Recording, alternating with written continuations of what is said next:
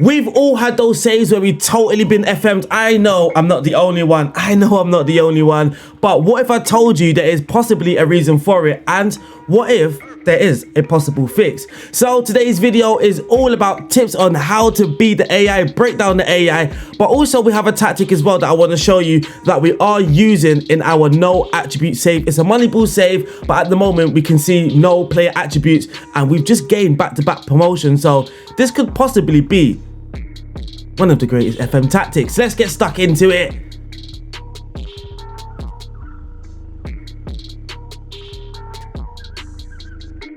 So welcome back, beautiful people. What you're seeing on the screen right now is my Bristol Rovers squad where we are playing with no player attributes. As you can see here, Ryan Innings has no attributes whatsoever. So what we are doing is purely relying on data. That's all we can see is the players' data, and that's what we're going to do or use in order to make our transfers. We are in our second season. As you can see, we've made some transfers here. In the first season, we spent 40k and the rest was all free transfers and we brought in 57k. Second season, we spent 225k. We had to spend a little bit, just a little bit in the League One, but we did make 10 million. Money ball.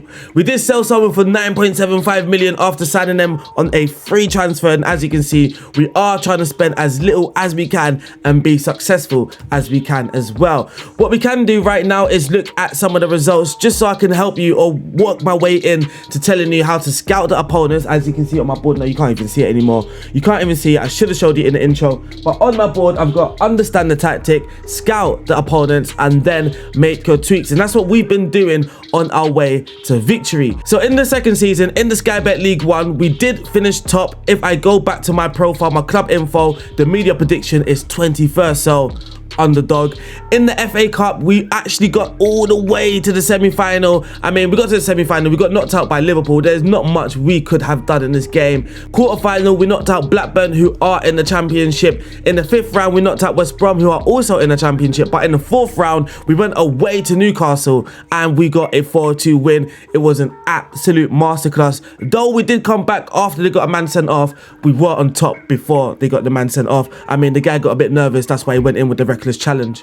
So not only is the tactic, but also my tips on how to tweak every game. So before you go every game, what you should be doing is scouting the opponents, but you must understand your tactic first. So let's have a look at this, well, brilliant tactic, I guess. So here, as you can see on the screen, we're kind of playing over 4-2-3-1, but it's asymmetric. We've moved one of the central midfielders and we dropped him back into the DM. The reasons why, if we go into the schedule, but this also is in line with the tweaks that we were making as well, because at the beginning of the season, we weren't necessarily making these tweaks that we were towards, well, when we got the good results. As you can see here, we went on a very, very long winning streak.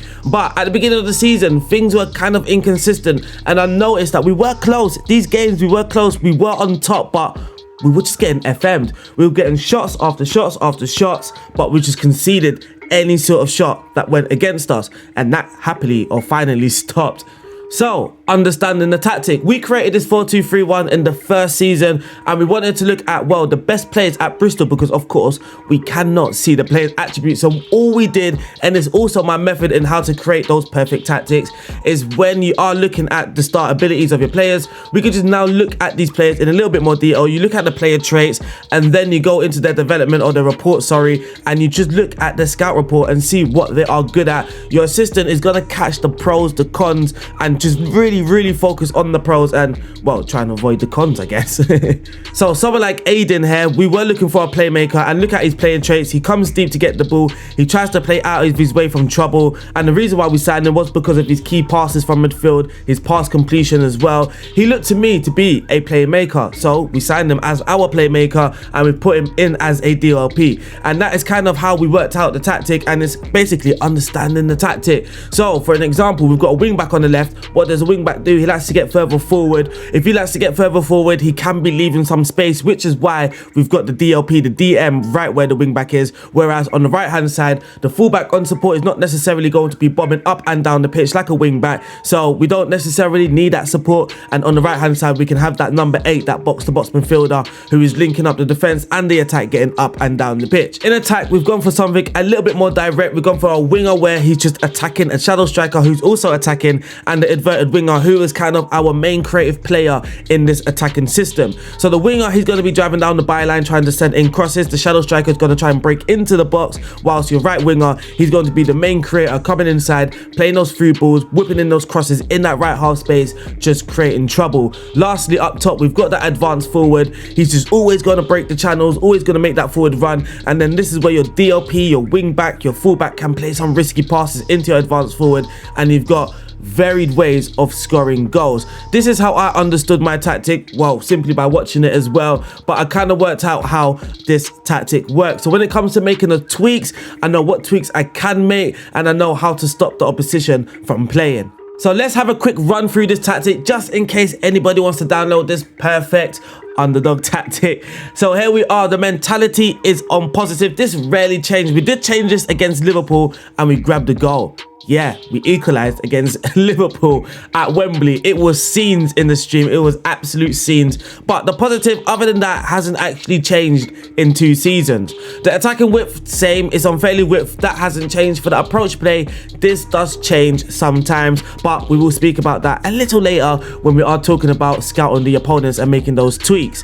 So we are going to be playing out from the defence. The passing directness is on slightly shorter, which is in the middle.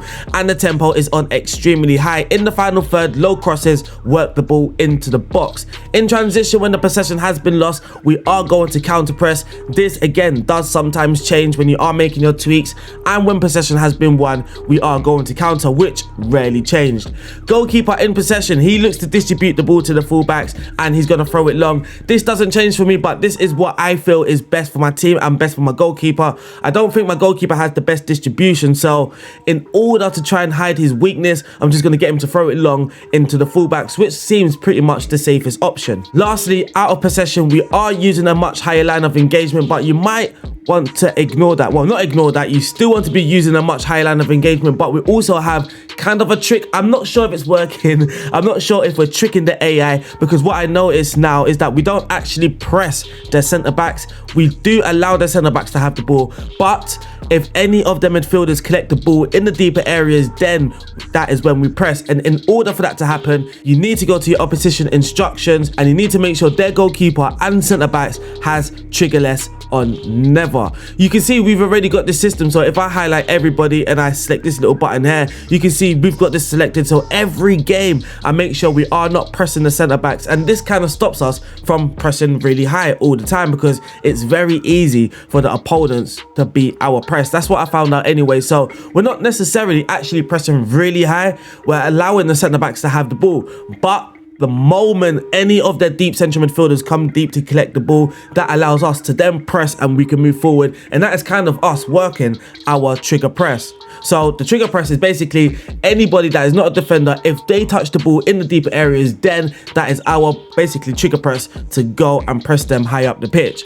So the defensive line is set to standard. Defensive width is also set to standard, which can change. That changes a lot as well. And then the trigger press is set to much more often. That there is the tactic. Now we're going to head over, well, into the next game, and then we're going to talk about those tweaks, how to make those tweaks, and how to win some games. So let's get to that next game. Whoa, hold your horses. This video is sponsored by the fantasy football app SPITCH. This fantasy football app allows you to build your own team, select your own formation, you can select your players, and then you can battle it out against people like myself. You can join my group. Make sure you join my group. The link will be, I don't know, somewhere above my head. Make sure you join my group. Come and get that smoke. This app also isn't just based off one season, so it's not like you set your team up at the beginning and then you have to wait to the end to win a prize or something. No. You can win a prize weekly. There's weekly competitions all the time. You can either pay to get into our competitions or you can join these competitions for free. The best part about the app for me personally has to be the fact that all the stats that you need is inside the app. The goals, the assists, key passes, all of that good stuff is inside the app, and also all the help that you need as well. If you need any help setting anything up like I needed, all that help is inside the app. So in order to use this app, you have to be living in the UK, Ireland, Germany or Austria. You have to be 18 years of age or over. over, and also you will have to provide your ID once you register your first SPITCH team. But download the app, come and join me, the link is in the description. Let's have some fun, let's battle it out, let's go. Now let's get back into FM. So we are playing Cambridge United at the Abbey Stadium. They are currently 18th in the Sky Bet League One, but all of that information is irrelevant. Now, what we're going to do right now is head over to the Data Hub. The Data Hub does have some use in this game, and then we're going to go to the next opponent. And now straight away, we can see their expected tactic, their expected lineup, and what they're going to go with. And straight away, I have noticed a target forward. To me, that means they're going to be trying to get the ball into the box, which means I probably have to close out the flanks. I don't want to give them access to the flanks for them to put the ball into the box, because that is possibly the way they create their chances. Now, this is relevant to why I keep conceding. Now, I went through a patch of just literally blaming FM. Every time I concede, I just blamed FN. I blame my goalkeeper. That is what I do. I am such a bad loser, by the way. But that is what I kept doing until I realized, one sec, maybe because I'm allowing them to create the chance they need to create in order to score. If I can stop them from creating the chances that they need to create, then maybe they wouldn't be so clinical in front of my goal. So let's go to the analyst report as well. Here we can see the assist type, and now this actually confirms what I've just said. It looks like they want to put the ball into the box, and 42% of their goals has come from crosses. So now what do? I go back to my tactic. With that little bit of information, I go to my tactic, I go to my defensive width, and I look to force them inside. Now, I don't want them to go on the outside. Once they get the ball into the outside, our mission is force them inside. Do not let them send crosses into the box. Now, what you can also do as well, because I'm away from home, this wing back here, sometimes I actually move him to a fullback, because again, I don't want them to have access down my flanks. But Cambridge are actually 18, so this is where your judgment comes into it. Is it worth you playing with the wing back, or do you just want to go with the fullback and kind of be, I don't know, a little bit more extreme in trying to stop the way they play? Or you're going to go with the way you're playing, a bit more proactive, I guess is what I'm trying to say. You then go back to your Data Hub, again you go back to your analyst report, and then you see the assist locations as well.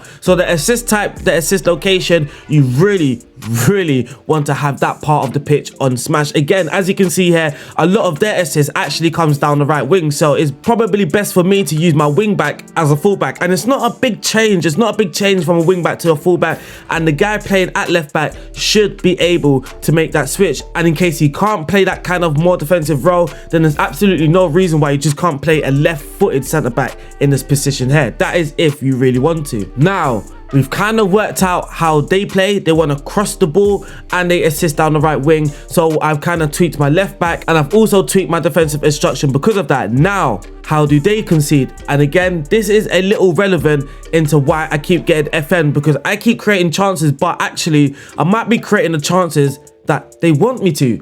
So for an example, if I keep creating down the flanks, if all my highlights are coming down the flanks, I'm running down the flanks, I'm whipping it in, I get the ball into the box, my guy shoots, they block, my guy shoots, they block, my guy shoots, they make a save, possibly I'm playing into their hands. Maybe they're forcing me down the flanks because that is where they're actually strong. They can deal with the crosses, the goalkeeper's on form, he's making saves. Maybe that is exactly what they want. And you can see their weakness again by looking at this. Where is the location of the assist against them? It's a through ball. So possibly I want to stick with my advanced forward. I could possibly want to play another playmaker to make those key passes, or I can pass the ball into space in front of some of my players. So now I can go back to tactics, go into possession.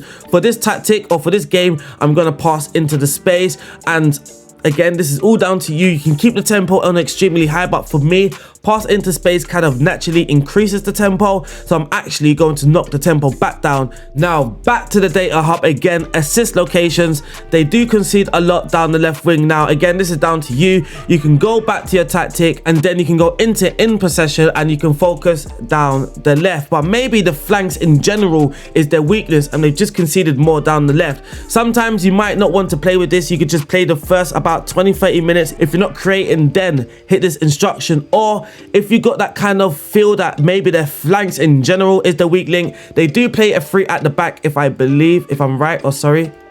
Yes, they do play three at the back, so maybe, and they're using two wing backs, so maybe the flanks in general, if we can get in behind, play the ball in behind their wing backs, maybe that is their weakness. So that is it. That is basically it. Scout the opponents now. I've got a few more tips. If this is through balls, if the assist type is through balls, then you might want to remove offside trap if you're using offside trap. You might also want to drop your defensive line down to standard if your defensive line is higher. And that is pretty much what you want to do. You want to kind of do the opposite of what their strength is. So if their strength is to cross, then for you the opposite would be force them in the inside. If they like to assist with through balls and the assist type is in the penalty area, then actually you might want to force them out wide and not defend with a high line, which might be what they are looking for. Even assist type, if they assist from deep, then sometimes I actually hit early crosses and long shots, because that could again be their weakness. If they concede a lot from crosses, then you actually have a few options. You can play with two wingers, or you can focus play down the left and down the right, or you can hit early crosses. You have a few instructions for you, but it all depends on your tactic as well. So let's get stuck into this game. What we're gonna do is put my best team out. I'm gonna put my best team out for show for you guys. So this is the team. We are all sorted. So the tweaks that I have made, we are focusing down the flanks because their weakness, they concede a lot from crosses and they also concede a lot from the flanks as well. The tempo is set to slightly higher, and that is pretty much and we are forcing the opposition on the inside because they like to score a lot from crosses as well. So that is the tweaks that we've made. Opposition instructions, like I said earlier, make sure you are not pressing their centre backs. Hopefully we get some nice highlights of that as well, of just allowing their centre backs to have the ball, and then what happens is that you're actually cutting off the passing lanes. You're making a pass for them very, very difficult. Let's get stuck in. Team selection's done. Let's get stuck in.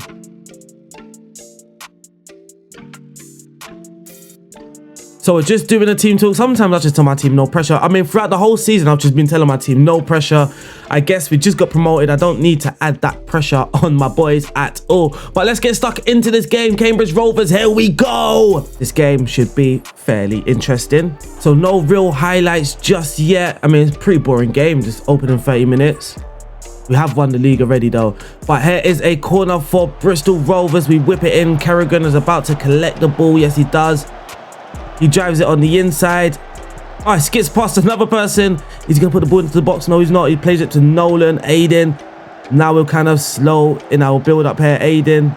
Nolan. Plays it through to Collins. There's the through ball. And there is the goal. Now they have assist again. Or they conceded again from a through ball. And that is kind of the instruction. Pass the ball into space. Pass the ball into space. There's 1-0 to Bristol Rovers. Where's that ball that we're looking for? There we are, from Aiden, the playmaker as well. This is why the playmaker is very, very key in this system. And there we are, 1-0. 1-0 to the boys. So here, look, we didn't need chance after chance after chance after chance in order to create goals. But we created that one chance, which is their weak link, and we conceded from it. But now look, here we are focusing down the flanks, down the left, which is their weakness on the right. And look, we've scored again. Sorry, not conceded, we scored again from the weakness. First time they conceded from a through ball. Now they have conceded down the left flank, which is their right wing, which was their weakness. So I mean, so far the tactical plan is working. That was a nice flick on from Kerrigan. Colin picks the ball up in the 6-yard box, and it is 2-0 to the Rovers. Up the gas, boys, up the gas. And you can see here, let me pause it before it gets to half time. As you can see here, look, we haven't actually created a lot of chances. Now we don't necessarily need 30 shots at goal in order to win the game. Actually, we've only had 2 on target, but we've created 2 perfect chances and we're 2-0 up. Unlike Cambridge, who have had 4 shots, 1 on target, 1 half chance as well, but they actually haven't created much. 3 of their shots is off target, and it seems like they're playing into our hands as well. It seems like we've stopped them from creating that really, really good chance, and now we are 2-0 up at half time. The team are getting a bit complacent. I'm not exactly sure why. And now we can go into tactics, and if I want this 2-0 win, if I want to keep this 2-0 win, sometimes what I do as well, just remove counter. Just remove counter. It also decreases your intensity as well for the second half. And now we can get stuck into the second half. Up the gas, boys, up the gas. Come on, you Rovers. They've actually made a change out wide as well. They've brought in another wing back. So again, it's suggesting that they aren't creating the chances that they really want to create. I think they've made another change as well out on the flank. And here you can see, look, there we are. Bristol Rovers are growing into this game even more. Cambridge possibly getting frustrated here, but they do have a highlight. Here's a throw. They've whipped it in. Oh, they've scored from across. They have scored from across, but it was a throw-in. It was a throw-in. Not much we could have done about that. They've had the throw in here, short throw. They played it to May. We've allowed a cross in, far post into Nibs, and it beats O'Hara in the net. 2-1, but now we have a corner of our own. Grant, oh, we've hit the post. We have just hit the post. And now here is Finley. Can Bristol Rovers just wrap up this game? We are the champions. It's literally the last game of the season. And there's Collins for the hat-trick as well. It is now 3-1 to the boys. It's 3-1. It is 3-1. Finley whips the ball in. Magloria, it's a great save by Mitov, but Collins, the poacher, Z-Poacher playing as the advanced forward.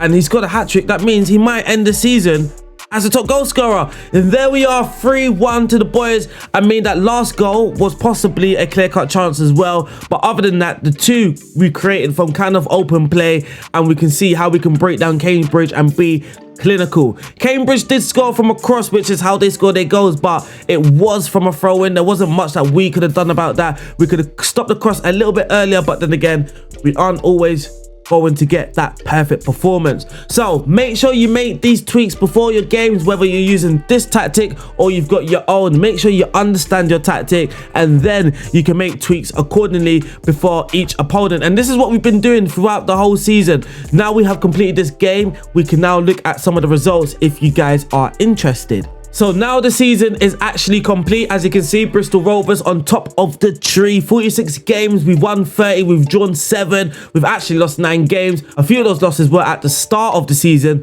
where we weren't making those tweaks. We've scored 94 and we've conceded 48. One of the best defenses in the league, not the best, but this is incredible considering we were predicted to finish 21st as the media predicted us to finish. Does that even make sense? We were predicted to finish 21st. That's where you know what I mean. And in the first season, in League 2, because it was actually the similar formation, it was a 4-2-3-1, same instructions. It was just that in the CM role, we dropped him down to a DM in the second season. But as you can see, we finished 3rd and got promoted. So we didn't even win the league in the first season, but in the second season in League 1, we topped the table. Stats wise, we had the highest points per game. Of course we did. We had the most goals, most shots for. Most possession is really interesting in League 2. We top this table because it starts out as a possession tactic. It actually is a possession based tactic. As you can see here, we had 54% again in the league that we were predicted to finish 21st. Best pass completion, we come in 8th. Most tackles won, not in the top. For the most dribbles made, we are 1st with 598. Most clean sheets, we come in 4th, and for the fewest conceded, we come in 5th. Now looking at some of the data here, you can see we scored 94. The actual points that we got is 97, but we were expected 87th. We overperformed by 10. We were expected to finish 1st, and that is exactly where we finished. Looking at the attacking efficiency, we were aggressive, we were clinical. Looking at the scoring, high scoring and high quality shooting. Goal output, we had high quality shooting with strong defending, and for the defensive efficiency, we were quiet and impenetrable. Looking at the squad now for the squad stats, just for those who are interested, Aaron Collins with 28 goals, Colm Whelan, who we got on a free transfer, 18 goals in 18 starts, incredible. And then Liam Kierrigan, again a new signing. These two guys, by the way, come from the same team at the same time for the same price. Both of them were free, both of them come from UCD, and both of them are amazing players. Looking at the assists, our DLP with 15 assists, Simon Finley, our attacking midfielder, on 14, Anthony McDonald on 11. Then you got Cameron Harper, Aaron Collins, Gittins there as well on 7. And that there unfortunately wraps up this video. I hope you guys have enjoyed it. It's kind of a mix of Football Manager tips and tweaks to do, and also a tactic for you to download. So I'll see you guys soon. Stay safe. Make sure you download that SPITCH app as well. Shout out to my Patreons. I appreciate you guys. And also, if you're new or you haven't yet, make sure you are subscribed. Make sure you like this video. Leave a comment. Log into Twitch as well. Make sure you give us a follow over there. Join our stream. It's really interesting. It's really interesting. I will see you guys soon. Stay safe. Peace out.